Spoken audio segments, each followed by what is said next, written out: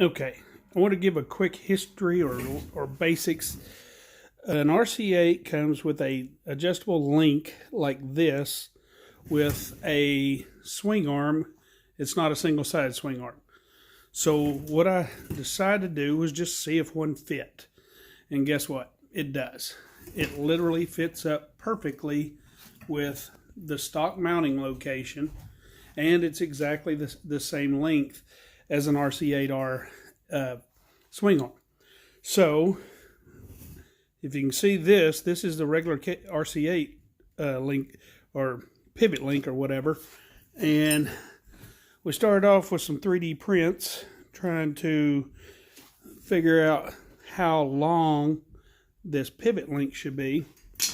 And then I got pretty close and made this aluminum one just to mock it up and make sure everything fits right. A couple notes. Basically, you will have to do a little bit of grinding so that the frame doesn't rub the swing arm, but it's no big deal. And also, you have to use a Super Duke or a Akrapovic exhaust to get it to clear the swing arm. Also, because on an RC8R, it's very tight down in there. So, the setup you see here was born, again, sorry I'm not much of a cameraman, but I'm just trying to document this project. So if you look over here, we've got spare parts for in case try number one goes wrong. But when I started designing shock mounts, started doing something like that, and quickly found out that this center hole is a perfect locator for making sure that everything fits well. And after a lot of different tries and figuring out the geometry in Fusion 360, we finally came up with this design, which I don't know how well you're going to be able to see it, but there it is. And I don't know if you can see that right there, but that will be where the shock mount goes. I have 4 attachment points so that once everything is welded in, basically I should have some really good 4 good weld points to withstand the forces.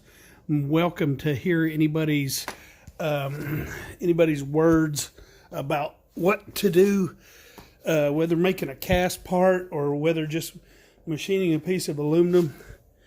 But the long and short of it is it's a really tight fit, but it works. So I still have to weld that on, which is the next step. Now that I've figured out where the actual shock mount should go, the geometry actually works out the same. So the swing arm angle and the pivot link and all that, because you have to be careful that your pivot link doesn't hit the top of the stock RC8 shock. And one other note, if you put Super Duke wheels on a RC8 forks, you've got to take and relocate the speed sensor, but everything else is a bolt up. So in short, this is my RC8R Super Duke swing armed Frankenbike, and the plan is to basically do whatever I feel like doing with it. Since they don't make these anymore, I might as well make it the way that I want to. So we'll see if it doesn't fall apart. We'll see if my welds hold. We'll see what kind of exhaust tricks I have to come up with.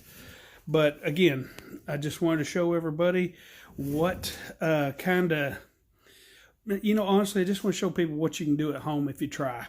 So I'm going to keep updating this, hopefully, because I've been enjoying other online people doing their projects, and it's kind of motivated me.